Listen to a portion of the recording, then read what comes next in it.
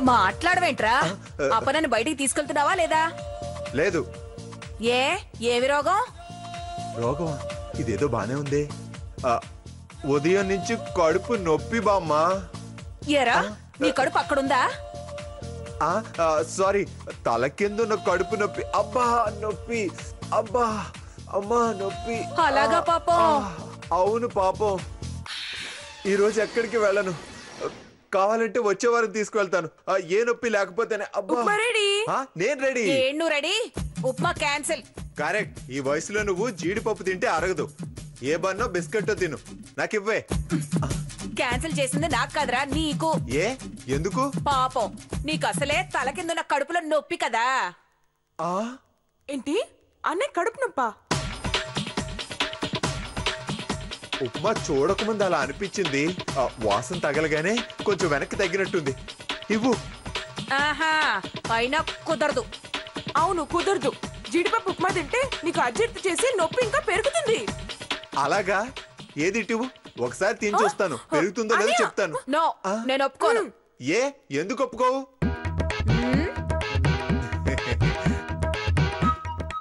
అని నేను ఎప్పుడైనా అన్నానా?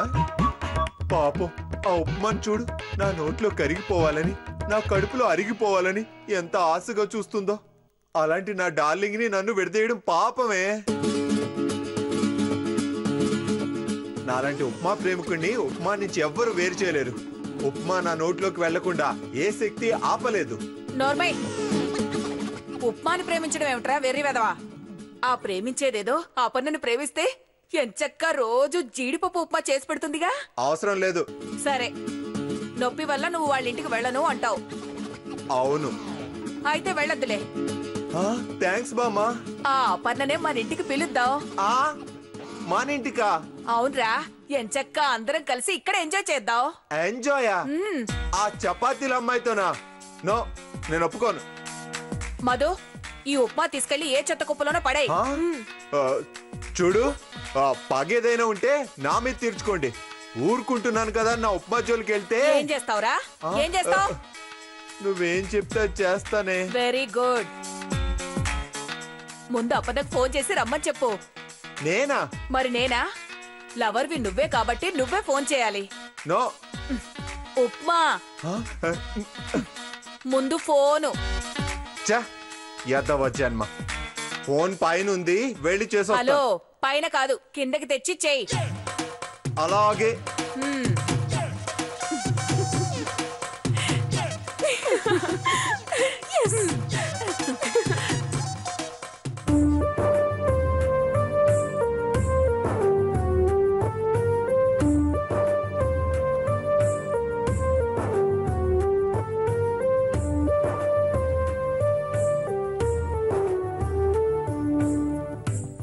కంటి పాపల్లోన నిలబడదు నిన్నటి స్వప్నం, నీ వెంట నీడల్లోన కనపడదు రేపటి సత్యం.